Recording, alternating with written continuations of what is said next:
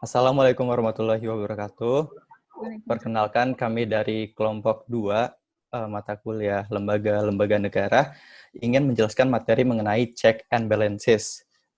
Perkenalkan, nama saya Andra Dito dan rekan saya ada Aziza Haratubuana, Isnu Groho, dan Syaura Ramadhani.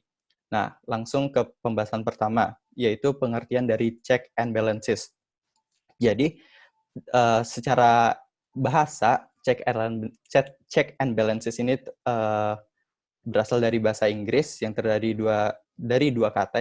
Yang pertama check artinya mengontrol, yang kedua yaitu balance artinya seimbang atau sederajat.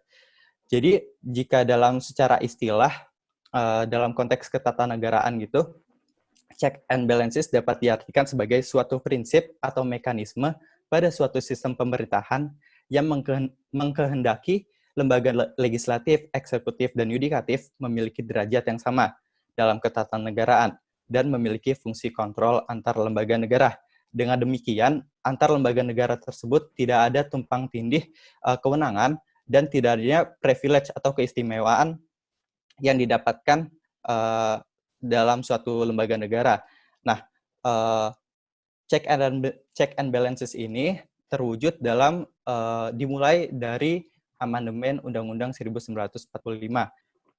Ya, jadi setelah adanya amandemen 1945 ini diharapkan dalam struktur ketatanegaraan ini dapat memberi pembagian kekuasaan yang lebih tegas dan saling mengawasi dan saling mengimbangi atau yang disebut check and balances.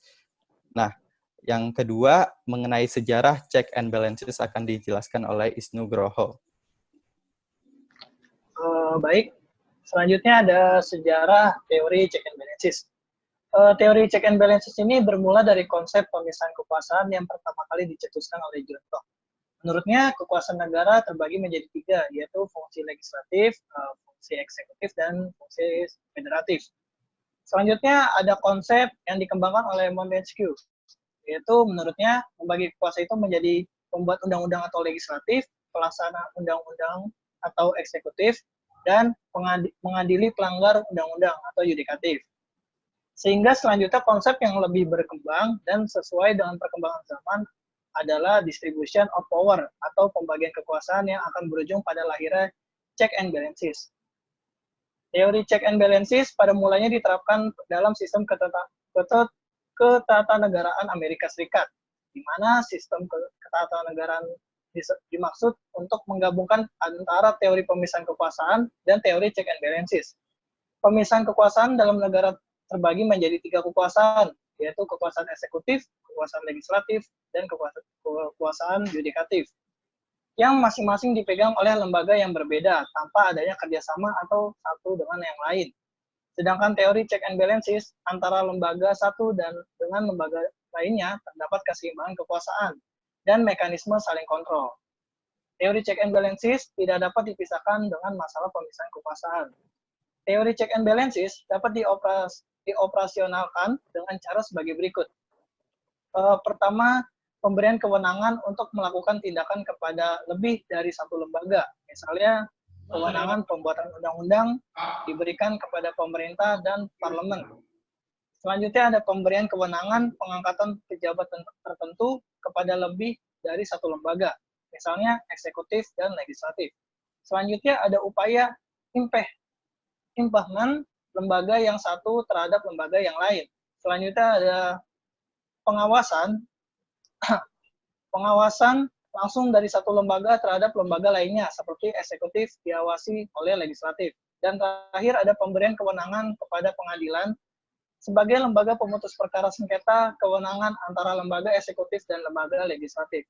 Selanjutnya ada penjelasan dari Pak Aziza Buana tentang penerapan teori check and balances di Indonesia. Setelah adanya penjelasan terkait dengan pengertian dan sejarah check and balances, tentunya kita menginjak pada penerapan check and balances di Indonesia ini seperti apa sih?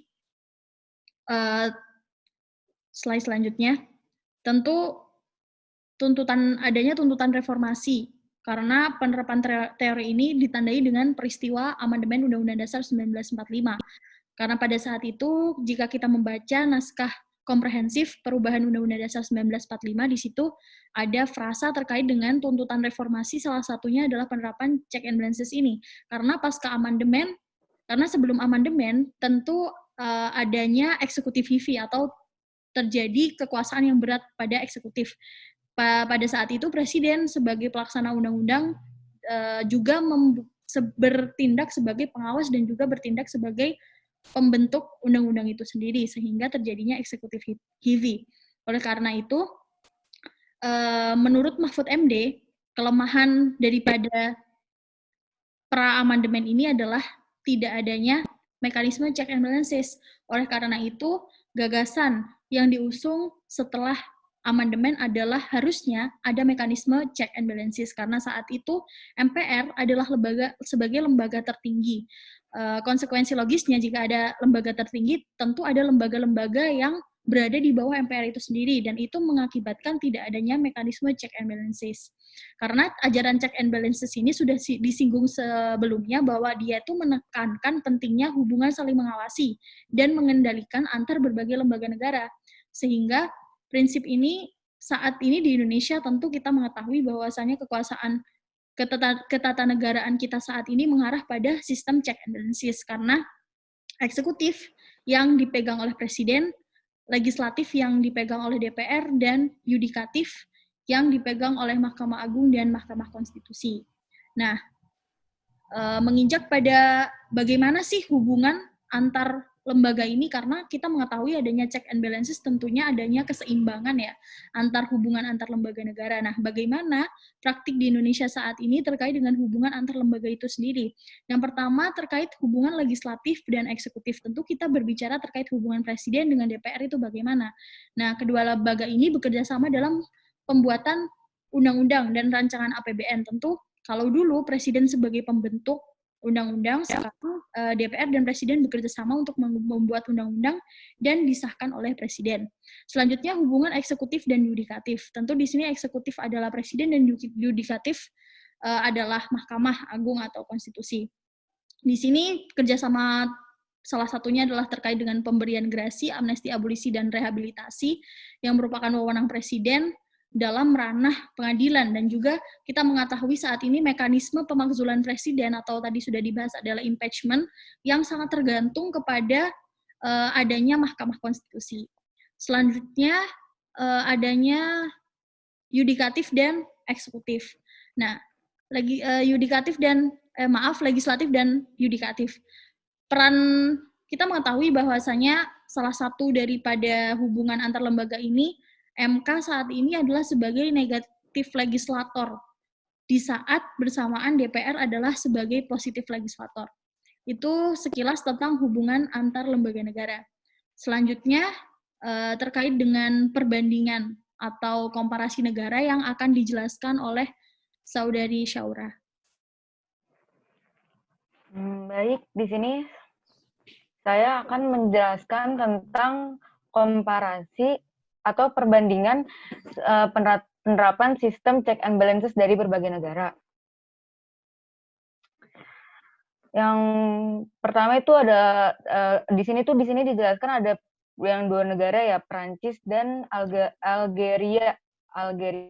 Tapi kita akan membahas check and balances dalam pembentukan undang-undang di negara Indonesia kita dahulu. Yang pertama itu ada pemberian kewenangan yang sama dan berimbang kepada DPR dan Presiden untuk mengajukan usul RUU. Habis itu lalu ada pemberian kewenangan yang sama dan berimbang kepada DPR dan Presiden untuk membahas semua RUU untuk mendapatkan persetujuan bersama. Yang lalu ada sebagai kontrol teks, ada batas waktu 30 hari bagi Presiden untuk mengesahkan RUU yang telah mendapatkan persetujuan bersama menjadi UU. Jika sampai batas waktu tersebut Presiden tidak mengesahkan RUU, tetap sah menjadi UU dan wajib diundangkan. Lalu ada pemberian kewenangan dalam hal ihwal kegentingan yang memaksa kepada Presiden untuk menetapkan peraturan pemerintah pengganti undang-undang Perpu diimbangi dan dikontrol dengan kewenangan DPR untuk memberi persetujuan atau tidak memberi persetujuan terhadap Perpu yang telah ditetapkan Presiden. pada persidangan berikutnya. Lalu ada sebagai perimbangan, berikan kewenangan kepada Presiden untuk menjalankan APBN tahun yang lalu jika RAPBN yang diajukan oleh Presiden tidak mendapatkan persetujuan bersama dari DPR. Lalu selanjutnya ada pelaksanaan check and balances di Prancis. Di Prancis itu ada pelaksanaannya tuh pemberian kewenangan yang berimbang antara pemerintah dan anggota parlemen untuk dapat mengajukan usul RUU. Lalu ada pemberian kewenangan yang berimbang antara National Assembly dan Senat untuk menerima usul RUU dari pemerintah, kecuali RUU usul pemerintah tentang keuangan dan jaminan nasional harus diajukan pertama kali kepada National Assembly, dan RUU tentang organisasi wilayah tentang lembaga yang mewakili bangsa Prancis di luar negeri harus diajukan pertama kali ke Senat. Lalu ada pemberian kewenangan yang sama kepada National Assembly dan Senat untuk membahas RUU dari pemerintah yang diajukan kepadanya.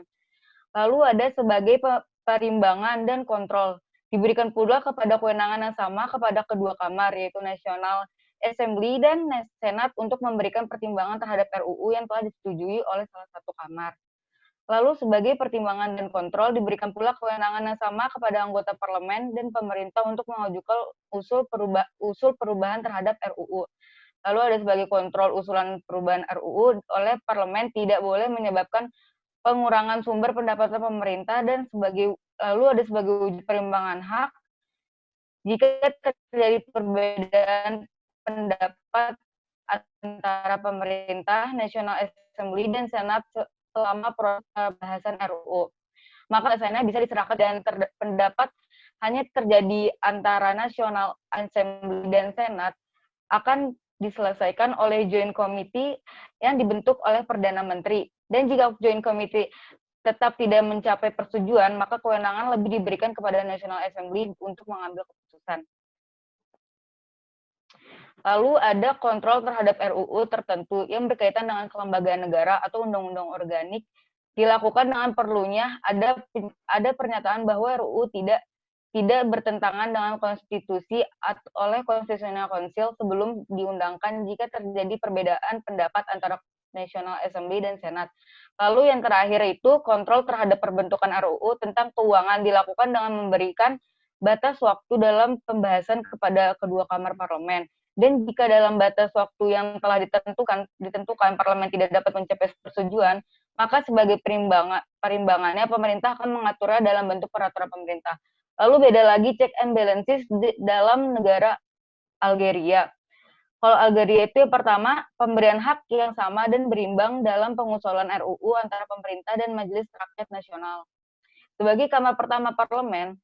Namun tidak demikian hanya dengan Dewan Nasional yang tidak mempunyai kewenangan mengusulkan RUU. Lalu kedua kamar parlemen, yaitu Majelis Rakyat Nasional sebagai kamar pertama dan Dewan Nasional sebagai kamar kedua, mempunyai kewenangan yang sama dan berimbang dalam hal memberikan persetujuan terhadap RUU. Berbeda dengan pemerintah yang tidak mempunyai kewenangan untuk ikut bersama RUU bersama dengan parlemennya. Lalu selanjutnya ada Dewan Nasional sebagai kamar kedua tampaknya lebih berfungsi sebagai pengontrol terhadap RUU yang diajukan dan telah disetujui baik oleh Majelis Rakyat Nasional maupun pemerintah, sebab tidak ada RUU yang bisa disahkan menjadi undang-undang tanpa persetujuan Dewan Nasional. Lalu ada baik pemerintah, Majelis Rakyat Nasional maupun Dewan Nasional sama-sama tidak mempunyai hak veto dalam proses pembentukan undang-undang. Jika terjadi kemacetan atau deadlock dalam pencapaian persetujuan antara Majelis Rakyat Nasional dan Dewan Nasional, maka sebagai kontrol pemerintah mengusulkan dibentuk komisi bersama antara kedua kamar tersebut dengan jumlah anggota yang sama untuk melakukan pembahasan bersama guna memadukan pendapat sehingga bisa diperoleh persetujuan bersama. Jika RUU tidak mendapatkan persetujuan parlemen, maka RUU tidak akan dibahas lagi. Lalu meskipun pemerintah tidak mempunyai kewenangan untuk ikut bersama-sama parlemen membahas RUU dan juga tidak mempunyai hak veto, namun suatu RUU yang sudah dapat persetujuan bersama dari dua kamar parlemen hanya bisa dilakukan perubahan atas persetujuan pemerintah, khusus untuk RUU tentang keuangan APBN. Jika kedua kamar parlemen tidak dapat memberikan persetujuan dalam jangka waktu tertentu, yaitu paling lambat 75 hari, maka pemerintah akan mengundangkan atau memberlakukan UU tentang keuangan tersebut dalam bentuk peraturan pemerintah. Demikian presentasi dari kelompok 2, kurang lebihnya mohon maaf. Assalamualaikum warahmatullahi wabarakatuh. Waalaikumsalam warahmatullahi wabarakatuh. Dadah.